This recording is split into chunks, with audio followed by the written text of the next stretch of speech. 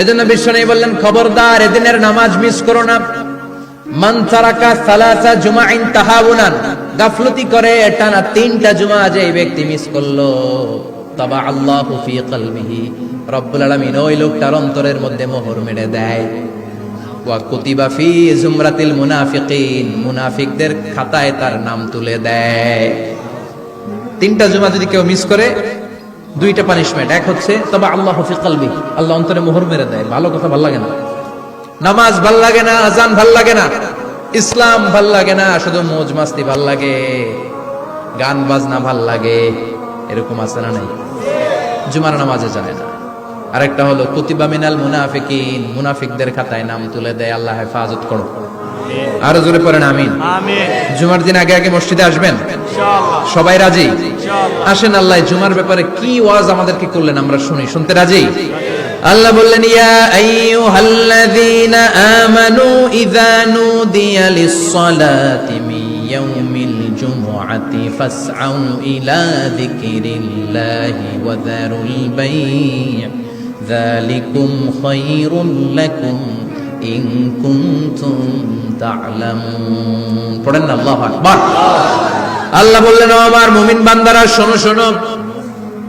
আপনাদেরকে অ্যাড্রেস করে আল্লাহ বলছেন, ও আমার মুমিন বান্দারা শোনো, ইযা নুদিয়া লিস-সালাতি মিন ইয়াউমিল জুমআ, জুমার নামাজের আযান যখন দেয়া হয়, ফাসআউ ইলা যিকরিল্লাহ, আল্লাহর স্মরণে তোমরা ধাবিত হও। ওয়া যারুল বাই', কেনা বেচা বন্ধ করে দাও। যালিকুম খায়রুল লাকুম ইন কুনতুম তা'লামুন, এটাই তোমাদের জন্য কল্যাণ যদি তোমরা বুঝতে পারো। জুমার নামাজের আযান যখন হয়, ফাসআউ ইলা যিকরিল্লাহ, আল্লাহর স্মরণে তোমরা বের হয়ে যাও। আল্লাহু আকবার। ফাসআউ ইলা যিকরিল্লাহ ইযা নুদিয়া লিস-সালামি ইয়াউমিল জুমআ, জুমার নামাজের আযান যখন দেয়া হয় বের হয়ে যাও, তখন কোনো কাজ রাখা যাবে না। এই আযান দ্বারা উদ্দেশ্য হচ্ছে খতিব সাহেব খুতবা দেওয়ার জন্য মিম্বারে বসলে যে আযানটা দেয়া হয়, এই আযান। কথা বুঝতে পেরেছেন? কিন্তু দুর্ভাগ্যজনক হলে সত্য, আমাদের বাংলাদেশে এই আযানটা কেন যেন মুয়াজ্জিন ভাইরা ইমাম সাহেবের সামনে এসে আস্তে আস্তে দেয়, ছোট ছোট করে ইমাম সাহেবের মুখের উপরে দেয়, মাইকে দেয় না। এটা পাইছে কই? এটা যে কোত্থেকে ঢুকছে এক আল্লাহই ভালো জানে। আযান মানে অ্যানাউন্সমেন্ট। আযান মানে কি? কথা বলেন। অ্যানাউন্সমেন্ট কি জোরে হবে না আস্তে? তো সব আযান মাইকে এত সাউন্ড করে, এই আযানটা ইমাম সাহেবের মুখের সামনে এসে ছোট ছোট করে কেন দেয়? এটার কোনো দলিল আছে বলে আমার জানা নাই। এই আযানটা মাইকে হতে হবে। আমি পৃথিবীর যত দেশ ঘুরেছি, অনেক বড় বড় মসজিদে আমি জুমার সালাত করেছি, সব জায়গায় মক্কাতুল মুকাররমা সহ মসজিদে নববী সহ সব জায়গায় খতিব সাহেব জুমার মিম্বারে বসার পরে যে আযানটা দেয়া হয়, এটাও অন্যান্য আযানের মতো মাইকে দেয়া হয়।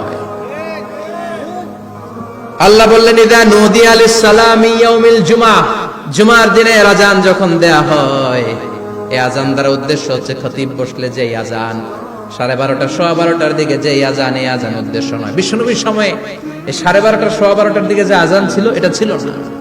বিশ্বনবীর সময় ছিল না, আবু বকরের সময় ছিল না, সাইয়েদনা ওমর ফারুকের সময় ছিল না। এটা চালু হয়েছে সাইয়েদনা উসমান যুন্নুরাইনের সময়। তখন মদিনাতে মানুষের সংখ্যা অনেক বেড়ে গিয়েছে, লোকজন আর জায়গা হয় না, মুসল্লিতে ঠাসাঠাসি। উনি ঘোষণা দিলেন, সুকে জাওরা, জাওরা নামক বিশাল একটা বাজার আছে, ঘোষণা দিলেন এখন থেকে ওই জায়গায় জুমার নামাজ হবে। মানুষ যেন আগ থেকে প্রস্তুতি নিয়ে আসতে পারে, এজন্য জাওরা নামক বাজারে উনি আর একটা আযান দেওয়ার প্রচলন করলেন। সুবহানাল্লাহ। সেখান থেকে আজ অবধি আমরা এই অতিরিক্ত আযানটা দিয়ে থাকি। এটা নবীর সুন্নাত না, এটা সাহাবীর সুন্নাত।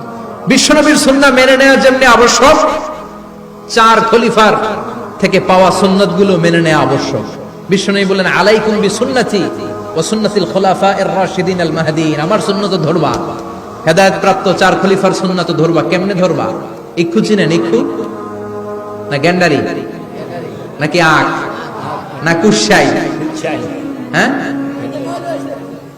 আখ। কাঁচা আখ খায় কি করে? এই সামনের দাঁত দিয়ে ভাঙে না?